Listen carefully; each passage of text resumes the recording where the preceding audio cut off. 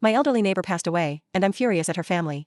I don't even know where to start, so I'll just say this up front, she deserved better. So much better. Her name was Mrs. Evelyn, and she lived next door to me for almost 9 years. She was in her late 80s, widowed, no car, bad knees, but the sharpest mind and kindest heart. Every morning at exactly 6:30 a.m., she'd sit on her porch with a cup of tea and wave at anyone who passed by. She remembered birthdays. She baked banana bread, just because. She asked about my job like it actually mattered. Her family? Practically non-existent. She had 2 adult kids and several grandkids. I know this because she talked about them constantly. She kept photos on her fridge. School portraits, wedding pictures, baby photos. She'd tell me, they're just busy, dear. Everyone's busy these days. She always said it with a smile, but sometimes her voice cracked just enough to give her away. In the 9 years I lived next to her, I can count on one hand how many times they visited. One hand. And I'd still have fingers left. I was the one who helped her bring groceries inside. I was the one who shoveled her walkway in winter. I was the one who noticed when her lights didn't turn on one morning. That morning still haunts me. Her porch was empty. No teacup. No wave. I knocked. No answer. I knocked again, harder.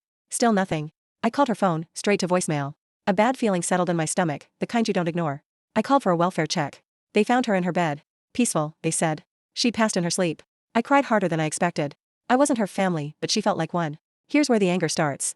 Her family showed up 2 days later. Not to mourn but to collect. They parked 3 cars in the driveway and went straight inside. No hello. No thank you. No tears. I watched them carry things out like it was a clearance sale. Furniture. Jewelry boxes.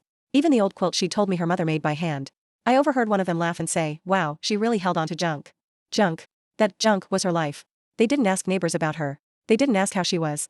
They didn't ask who helped her when she couldn't walk properly anymore. They didn't even stay the night. They were gone by sunset. What really broke me, though, was the trash.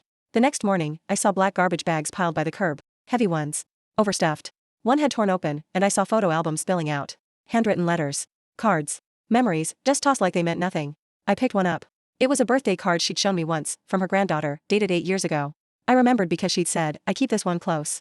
It reminds me she loved me, at least then. I stood there shaking, holding that card, realizing something that made my blood boil. They didn't lose her. They abandoned her. And now they were cashing in on the silence they left behind. I went to the funeral.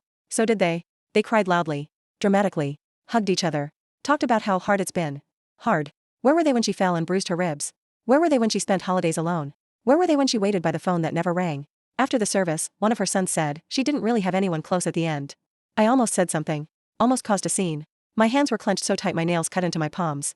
But I didn't. Instead, I went home, made a copy of every photo and letter I'd rescued from the trash, and put them in a box. I labeled it with her name and the words, she mattered. I don't know what I'll do with it yet. Donate it. Memorialize it. Something.